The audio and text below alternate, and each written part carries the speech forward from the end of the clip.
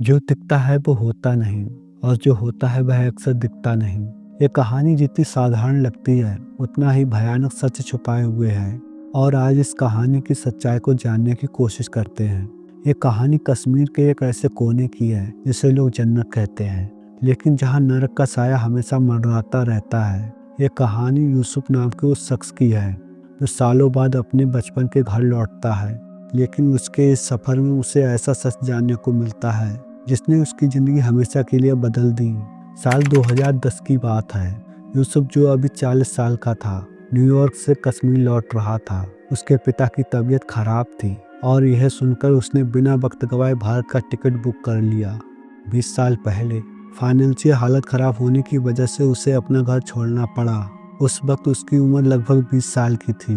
America में उसने अपनी ज़िंदगी बना ली थी, लेकिन कश्मीर का बुलावा उसे वापस खींच लाया। कश्मीर पहुंचने के बाद जैसे ही यूसुफ अपने पुराने मोहल्ले में पहुंचा, वह बीते हुए समय की यादों में खो गया। वही दुकानें, घर और गलियां वैसी की वैसी ही थीं।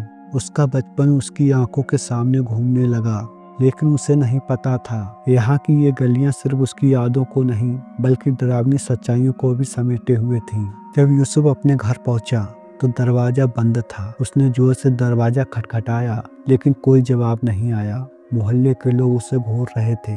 वह थोड़ा अनकंफर्टेबल महसूस करने लगा। तभी पीछे से दरवाज़ा अपने आप खुल गया। उसे लगा शायद हवा के झोंके से खुल गया होगा। सामान उठाकर वह अंदर गया और अपनी माँ को आवाज़ लगाई। ऊपर से उसकी माँ की कमज़ोर आवाज़ आई। भागकर वह ऊपर पहुँचा। उसके माता पिता कमज़ोर और बीमार हालत में मिले। उसने अपनी माँ को गले लगाया। उसे देखकर दोनों खुश थे, लेकिन उनके चेहरे पर एक अजीब सी मायूसी थी। यूसुफ को लगा शायद यह उसके लंबे समय की गैर मौजूदगी का असर था। रात होते ही डरावनी घटनाएं शुरू हो गईं। आधी रात जब यूसुफ पानी लेने नीचे गया, उसने खिड़की पर कुछ अजीब देखा। वहां पर किसी के हाथों के निशान थे। ऐसा लग रहा था कि कोई बाहर खड़ा होकर अंदर झांक रहा है।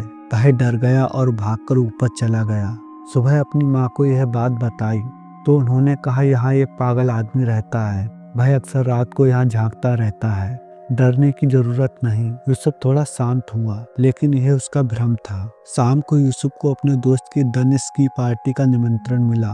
पार्टी में जाते समय उसके पिता ने कहा, बेटा रात को 12 बजे तक घर लौट आना। यहाँ रात को बाहर रहना सही नहीं है। लेकिन यूसुफ ने इसे नजरअंदाज कर दिया। पार्टी में सब कुछ अच्छा चल रहा था, लेकिन दनिश ने उसे चेतावनी दी, जब तुम वापस जाओगे तो गोकेडेल ब्रिज से गुजरना पड़ेगा। वहां से गुजरना रात को खतरनाक है। उसने बताया कि सन 1990 में वहां के एक प्रदर्शन के दौरान 50 लोगों को मार दिया गया था। उनकी आत्माएं आज भी भटकती हैं। यूसुफ इस बात पर हंस पड़ा। रात के 3 बजे जब पार्टी खत्म हुई तो यूसुफ अपनी कार में बैठकर घर की ओर निकल गया।